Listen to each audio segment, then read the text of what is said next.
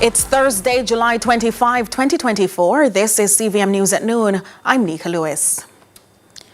We begin on a somber note. A man was shot and killed at the Caledonia Courts Plaza in Mandeville, Manchester last evening. Preliminary reports are that sometime after 10, armed men entered the plaza and opened fire, hitting the man. He has only been identified as Davy. That plaza has been at the center of several shooting incidents in recent times. Now, 3 weeks post-Beryl, and sections of the island are still without electricity. Speaking on Lead Story yesterday, opposition spokesperson on energy and climate change, Philip Paulwell, slammed the Jamaica Public Service Company JPSCO on the plan to issue estimated bills, calling it an unconscionable act. Listen, the whole thing, as I mentioned from last week, is unconscionable. Unconscionable for a number of reasons. One, people are still suffering from the ill effects of Hurricane Beryl and the fact that they have not had electricity. Every Jamaican experienced an outage or more during this period. And so everybody is expecting to see a lower bill. Rather than going to estimated bills in this time of hardship, go to the last reading of those smart meters and use those as the bills, which will show that the usage for every single consumer this month will be lower than the month before or the 3 preceding months. Over a number of cycles where we have seen so-called acts of God, including COVID, the OUR did not allow it. And I'm almost certain if they had adjudicated on this matter, they would not allow it either. Well, Prime Minister Andrew Holness, while speaking at the launch of the National Solid Waste Management Authority NSWMA's special operation in Portmore, St. Catherine, highlighted the issue of maintenance within built environments. However, before maintenance can begin, the Prime Minister says the country has to have the resources to support it. Portmore, when it was developed, much of it is reclaimed land from swampy areas. There is a natural ecosystem here where mosquitoes and other vectors would naturally exist. So we have altered the environment to create a habitat. That habitat must always have a certain level of maintenance to ensure the convenience of the citizens. Dozens of people yesterday gathered outside the St. Thomas Municipal Corporation building, demanding that a by-election be held in the Morant Bay division. Their peaceful protest comes after the death of their councillor, the PNP's Rowan Bryan, affectionately called Washi. He died in May. Well, locals insist they're being overlooked at the local level. No, you cannot have a division, Morant Bay division, that has 10,800 and odd votes without a councillor for so long. We understand the regulation. When the councillor dies, the mayor acts for 3 months, and after which a by-election should be called. Now, after the people are waiting patiently for a by-election to be called to fill their needs. Beryl has just passed. Many persons are found wanting. They need a representative to agitate for them. Some of them roofs have been damaged. Some persons were flooded out. You have bad roads even before, and it has made worse now. My argument is not a personal one, and it's not a political statement. I am talking about the violation of the law. I call it! Why not call it? Instead of yelling, why not call it? Call it! No!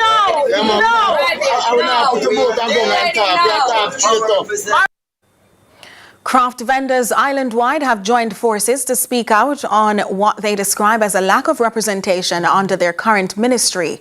Acting president of the Jamaica Craft Traders and Producing Association, Devon Mitchell, says it's time for a change. We have 9 craft markets. markets from Negril, Kingston, Ochias, Montego Bay, all over the island. They came to this meeting so that we can sit down and to put some things into perspective. We have realized that the craft industry is a viable industry, but it needs strong representation in order to give, the type of representative towards the craft industry here in Jamaica. So as president, that's the reason why we take the initiative to orchestrate this meeting that we are at to the date. One of the things that we have also realized, that the craft industry, it falls under the Ministry of Industry, Investment and Commerce. And while speaking to the craft traders across Jamaica, we realize is that industry, it is not conducive, to the operation of the craft industry. So we are asking, the powers that be, the Prime Minister and the Minister of Tourism. Elsewhere now, an American low-cost carrier, Avelo Airlines, will be introducing flights from the U.S. to Montego Bay, Jamaica on November 16, 2024. Senior advisor and strategist at the Ministry of Tourism, Delano Seavright, welcomes the new flights into the country. So it's a fairly new airline in the United States that they have put Jamaica on the list among their first international destinations. Is a big plus for Jamaica and shows the resilience of our tourism product. Connecticut, of course, they'll be flying from Hartford, Connecticut, which is the capital of Connecticut. It's an important state for Jamaica for two reasons. One, a lot of tourists come from Connecticut and vacation in Jamaica. And of course, there's a big diaspora community in the Hartford area of Connecticut. And it's a part of the tri-state area, which includes New Jersey and New York. So it's an important base for us, very important for the growth of Jamaica's economy. And it shows that Jamaica is still highly regarded as a major tourism destination. And we're also happy with the fact that members of the diaspora will have a very easy flight non-stop from Hartford to Montego Bay. So it's a big plus for Jamaica's tourism industry and a big plus for our economy overall. Well, with back to school right around the corner, parents are being urged to begin preparations early. But since Hurricane Beryl, many parents have expressed that they're not in a position to get the resources they need. It's why Bashco is having a Gear Up the Schoolers campaign, which provides easy ways to assist parents with back to school. Speaking on Sunrise this morning, marketing manager Tassia Bernard explains what the campaign is all about. It is, as the name suggests, Gear Up the Schoolers. It is time to start shopping, start getting the uniforms, start getting the gears, everything. This promotion started July 15th and it will go up until September 14th. Started on the 22nd of July. We are doing our back to school competition where all you need to do is tell us why it is that you need to win 30K shopping spree. It doesn't stop there. So starting August 10th, all you have to do is visit a Bashco location near you. Yes. There will be a picture frame. Grab that picture frame by the customer service rep and take a picture. Nice. Tag Bashco, use the hashtag #GearUpTheSchoolers for a chance to win a Samsung tablet. We're up on a break. Well, actually, before that break, we have a CVM News follow-up because the Incorporated Master Builders Association of Jamaica, IMAJ, is still seeking clarity on an outstanding issue.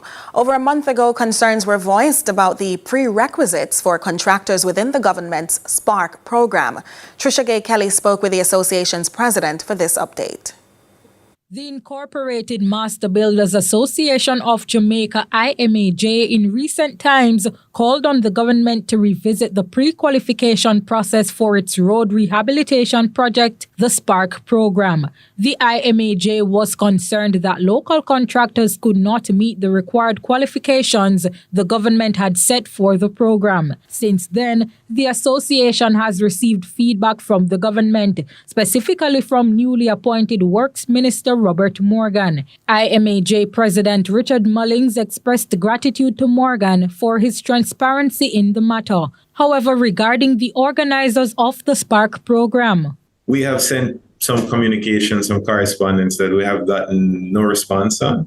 And we've made some suggestions about how we think the program can be better structured or adjustments that can be made to really get genuine local engagement and not necessarily a facade, not just for show. After this meeting, in which a tender was provided, Mullings noticed there was a section labeled Jamaican National Contractor. This, he explains, was new to him, but after reading through, the IMAJ president believes additional information is required. We are concerned that there's some lack of clarity about what kind of qualifications and what is that the definition relative to what they have been calling a local partner, and also importantly how the local participation is weighted in the evaluation of the tender. Though they are grateful for the government's feedback and cooperation thus far, Mullings believes the permanent solution is for the government to develop a better relationship with contractors. We're not yet convinced that the government, the ministries and so on really understand the need and value for a strong local capacity, for engaging with us sincerely, not just at the minister level, but right through, for that to filter down into the agencies and so on. He's urging the government to help the association to help them. Trisha Gay Kelly, CVM News. We take a break. More after these.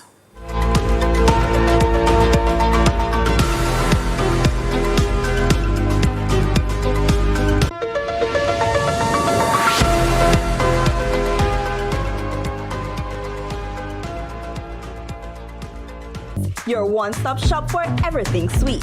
Got a craving? Planning a party? We've got you covered. With over 200 different types of candies and chocolates, you're sure to find your favorite here. Create your own ice cream flavor by mixing in your favorite toppings, or enjoy our delicious milkshakes, blizzards, dip cones, and Belgian waffle ice cream sandwich sundae. Visit Candy Crate at Progressive Plaza Barbican and upstairs Fontana Waterloo. Candy Crate, making every moment sweeter. Recycling partners of Jamaica. Yeah, we got to make a change, and we have to do it now, can't wait for later. We put plastic in its place, and we all can agree that will be safer than in the gullies and in the drains. Recycling partners of Jamaica. We put plastic in its place, yeah, the place have to clean. PET, the top of the ethylene, HDPE, buckle up, it get screen. Baby to granny, everybody roping. Yeah, we got to go green, you know what I mean. See the sign from the bin, if you drop it in through car window, you flick, that another thing.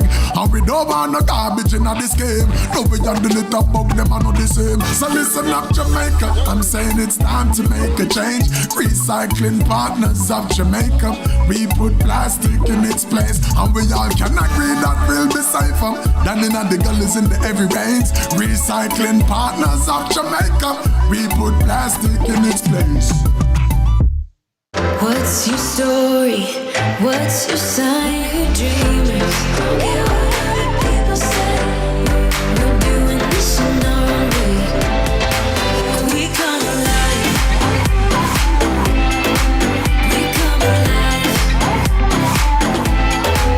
We come alive. We're doing this in our own way. We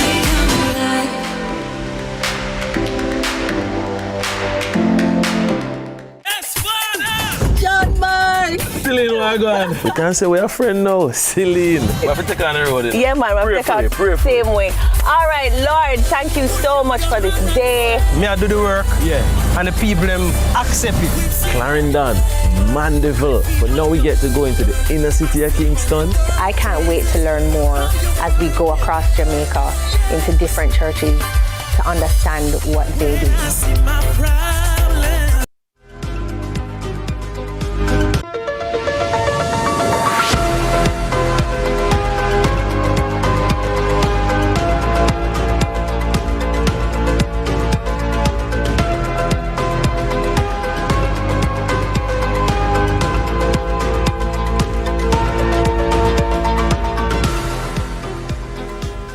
Welcome back. It's now time for our discussion segment. Work is on at the Troy Bridge finally. It began this week, and the bridge, which links parts of Manchester and Trelawney, collapsed way back in 2021. But in the midst of this development, an excavator being used to demolish remaining sections of that bridge overturned into the Hectors River just below as the remaining structure collapsed. Well, thankfully, the operator was not severely injured. And joining us now to discuss this incident and the implications is Mayor of Falmouth, Colin Gager, and Member of Parliament for Manchester Northwestern, Michael Phillips. Welcome, gentlemen. Thank you for having me. Indeed. Thanks for having me, Mr. Mayor. Hi, how are you, sir? Is everything well? Good. Indeed. Well, we'll start with you, Mr. Phillips. What are the concerns that you're hearing from your constituents about the construction site and the incident in particular? Well, my understanding is that the contractor has not fully set up a site office. The incident is an unfortunate one. What it says is that the contractor needs to ensure that he has the required staffing on site, engineering staffing on site, because of the weather that we have had with Beryl. Obviously, the underlying soil below the bridge was saturated. The bridge itself was a danger before because there was a huge crack going across that section of the bridge. And I think that what has happened is just the operator himself, who is not an engineer, went ahead to start demolishing, and the soil below the bridge just broke away and took the excavator with it. So what it also says is that there needs to be more monitoring from the owner of the contract, which is the National Works Agency, to ensure that everything is done according to the plans that have been given to the contractor. And just a matter of clarity, in case the viewers are wondering why we didn't have the authorities, the National Works Agency, we did make several efforts or attempts to get them, but they were unfortunately unable to comply with our request. So, Mr. Mayor, we want to bring you in the conversation. What is being done to communicate the progress of the reconstruction as it relates to the work that the National Works Agency has been doing, if you know? Well, just let me say that the work is being done. What has happened there is unfortunate, but let us remember, it was the old bridge. In demolishing the old bridge, the half a structure that was left collapsed. Nothing is wrong with the earth below. It collapsed and it went down into the river. It sort of slide and then it overturned. So I would say it is early days and we are getting settled. And I believe the NWA and the contractor, they are doing all they can to make sure that the equipment is taken out, and that is being done as we speak. This morning before I left home, all of that is in place. I would be surprised now if it isn't out of the river where it went into. Let me just say that no life was lost. We are happy that the operator is safe and sound. He was there. I spoke to him this morning. Well, on the matter of safety protocols, were there any in place at the work site, and do you believe the NWA is in a position at this time to continue that work? Yes, the NWA is in a position because all of the safety concerns have been met.